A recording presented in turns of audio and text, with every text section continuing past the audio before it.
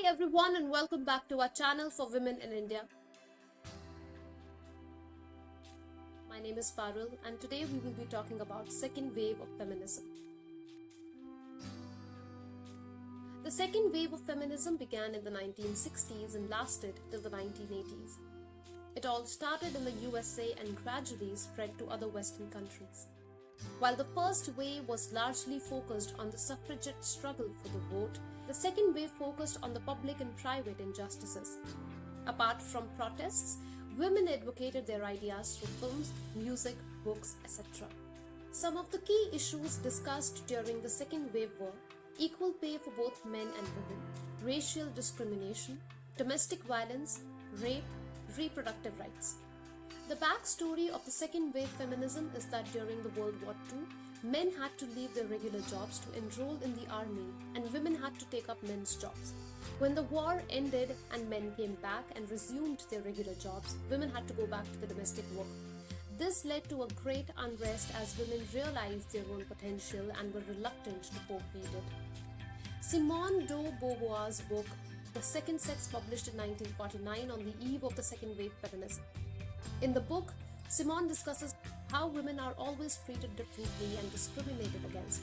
A famous quote from the book is, "One is not born a woman but becomes a woman." President Kennedy urged Esther Peterson to establish a presidential commission on the status of women to work towards achieving equality.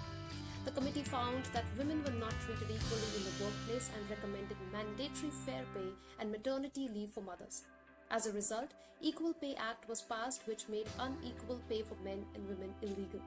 In 1963, Betty Friedan's book, The Feminine Mystique, was published.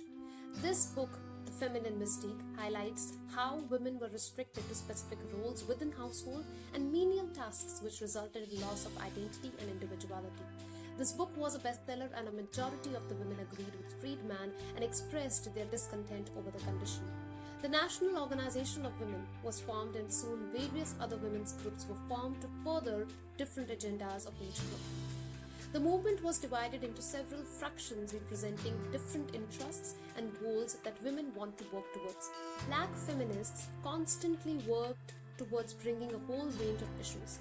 For instance, while white feminists demanded reproductive rights like access and right to abortion and contraceptives, Black feminists wanted reproductive rights to include ban on forced sterilization of people of color and people with disability. The National Black Feminist Organization was formed in 1973 to include a diverse range of issues ranging from racial, sexual, heterosexual, and class oppression. The second wave also tried to guarantee equal constitutional rights to women under the Equal Rights Amendment, which till date hasn't been ratified by all the US states. The bra-burning myth of feminism. During a protest against Miss America beauty pageant in 1968, some protesters brought bra, high heels and mops to throw in a trash can. They were protesting against the gender stereotypes and standard of beauty that women were expected to maintain, and also racism within the pageant, where for a long time no black women had ever been a winner or even a finalist. Though no bra was burnt, but the American society, still very conservative and repressive, lashed out against the protest. They started referring to feminists as men-hating and bra-burning women. Some of the key influencers of the movement were Betty Friedan, whose book The Feminine Mystique was the main trigger to the second wave feminism. Popular black feminists include Gloria John Watkins, popularly known as Bell Hooks, and Michelle Wallace, Mary Ann Withers, Alice Walker, and Bettina Aptheker. Gloria Steinem, a New York-based journalist, then was vocal about abortion-related rights. She continues to be a major feminist speaker and writer in the US. Angela Davis made a significant contribution through her articles and books, which paved the way for future feminists to study various forms of oppression. Some of the main outcomes of this movement are the few laws that were passed to mark the success of the movement are: in 1960, the contraceptive pills were approved and women were granted the right to use birth control. The Equal Pay Act of 1963. The law made it illegal for private employers to have different wages for men and women. Equal Credit Opportunity Act US. It allowed women to apply for credit cards and mortgages on their own without men as a co-signee. Education Amendments of 1972 prohibits institutions receiving federal funds from practicing gender discrimination in educational programs or activities. Title VII of the Civil Rights Act 1964. Under this law, discrimination against employees on the basis of race, religion, sex, or national origin was made illegal.